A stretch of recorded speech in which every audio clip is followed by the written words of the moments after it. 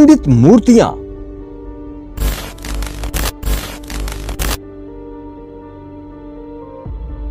वीरानगी,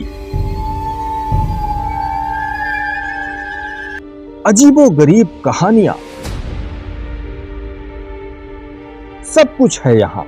आखिर कौन रहता है यहाँ? कोई दिव्य आत्मा या कोई शैतानी ताकत? हर कोई इसे डर का दूसरा जहां कहता है। आखिर क्यों कोई सूर्यास्त के बाद यहाँ जाने से मना कर देता है?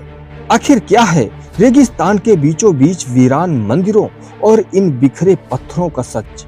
क्या आपको लगता है कि भारत में कोई मंदिर भी स्थापित हो सकता है, इतना स्थापित कि यहाँ जो भी जाता है पत्थर बन जाता है? यह कोरी अफवाह है या इसके पीछे कोई सच्चाई है? आखिर क्यों हर कोई यहाँ जाने से डरता है? सब जानेंगे आज के वीडियो में। नमस्कार, आप देख रहे हैं हिंदुत्व का शंखनाद और मैं हूँ आपका दोस्त विष्णु शरण। इससे पहले कि आपके मन में सवालों का ज्वार भाटा फूटे, पहले सवाल का उत्तर जान लीजिए। लेकिन उससे पहले वीडियो को लाइक कीजिए और चैनल को सब्सक्राइब कीजिए। साथियों, जिस मंदिर समूह को आपने देखा, इसे किराडू नाम से जाना जाता है।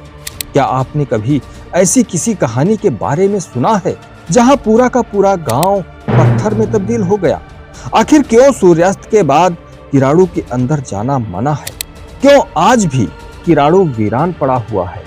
कहानी दिलचस्प है, अंत तक जरूर देखिएगा, क्योंकि आज इस रहस्यमयी दुनिया के जर्रे जर्रे की सच्ची और सटीक जानकारी हम आपको देने वाले हैं।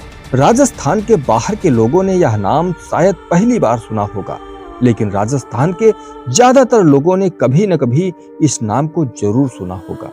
किराडू मंदिर समूह जिस जगह स्थित है, वो जगह राजस्थान के बाड़मेर जिले से लगभग 35 किलोमीटर दूर है। प्राचीन समय में इसे कीरतकूप नाम से जाना जाता था। राजस्थान का ये वही हिस्सा है जहां से कभी सिंध से होता हुआ मोहम्मद गौरी यहाँ तक पहुंचा था। शायद यही दुर्भाग्य था कीरतकूप शहर का, जिसे लूटा गया, नेस्तनाबूद किया गया और मंदिरों को तहस नहस कर दिया गया। यह इस्लाम की मूर्तियों के प्रति घृणा और नफरत की पराकाष्ठा ही थी कि इतनी वैभवशाली कलात्मक विरासत को मिट्टी में मिला दिया गया। यहाँ दिन के उजाले में, तपती दोपहरी में भी दूर दूर तक कोई दिखाई नहीं देता। यहाँ अजीब सा सन्नाटा पसरा रहता है। वीराने में होने के चलते यहाँ कम लोग भी आ पाते हैं, क्योंकि आसपास न रिहाइश है न कोई दुकान इत्यादि ही है। इसके अलावा ऐसी किंवदंती है कि यहाँ सूर्यास्त के बाद जो भी रुकता है वह पत्थर हो जाता है। ऐसे में सूर्यास्त के बाद यहाँ कोई रुकेगा तो क्यों रुकेगा? शायद इसीलिए आज तक यहाँ पर कोई रिसर्च नहीं है। किंवदंती पर चर्चा करें उससे पहले किराडू और इसके इतिहास पर चर्चा कर लेते हैं। किराडू में जगह जगह टूटी मूर्तियां और मंदिर के भग्नावशेष बिखरे पड़े हैं। इतिहासकार जॉर्ज मिशेल ने अपनी किताब the Penguin guide to the monuments of India के वॉल्यूम 1 में लिखा है कि किराडू का विष्णु मंदिर 10वीं शताब्दी में बना। यहाँ सबसे मुख्य सोमेश्वर मंदिर है और ऐसा कहा जाता है कि इस मंदिर का निर्माण परमार राजा सोमेश्वर ने 12वीं शताब्दी में करवाया था। कुछ इतिहासकारों का दावा है कि यहाँ किरार राजपूत शासन किया करते थे, जिन्होंने 6वीं से 8वीं शताब्दी के बीच शिव मंदिरों का निर्माण करवाया।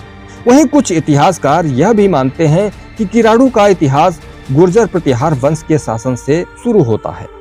आप विश्वास नहीं कर सकते कि उस जमाने में लोगों ने ऐसी अद्भुत नक्काशी के साथ इस मंदिर को बनाया है। ऐतिहासिक दस्तावेजों के मुताबिक किराडू में जो आज 5 मंदिर हैं, इनमें से 4 शिव को और 1 विष्णु को समर्पित है।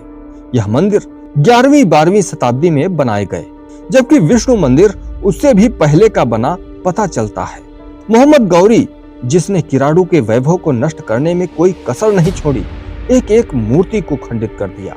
14वीं शताब्दी में महमूद बेगड़ा की कुदृष्टि भी पड़ी और उसने हर मूर्ति पर एक विशेष फोकस किया और बड़ी पैनी नजर से उनको नष्ट किया। यहाँ आप देखेंगे कि किराडकूप में लगभग 8 से 10 हजार मूर्तियां हैं। यदि गिनने बैठ जाएं तो छोटी मोटी मिलाकर इससे भी ज्यादा है। लेकिन एक भी मूर्ति ऐसी नहीं मिलेगी जो खंडित न हो।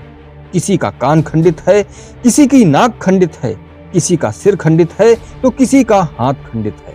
सभी मूर्तियां प्री प्लान तरीके से बड़े ही सूक्ष्म, मैं तो कहता हूं कि बड़े आराम से कारीगर लगा के तुड़वाई गई हैं।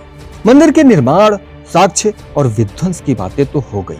अब बात उस कहानी की जो किराडू के इतिहास को कुछ डरावना बनाती है। ऐसी मान्यता है कि किराडू के मंदिर समूहों में सूर्यास्त के बाद कोई भी इंसान नहीं रुक सकता, क्योंकि यहाँ जो भी रुकता है वह पत्थर बन जाता है।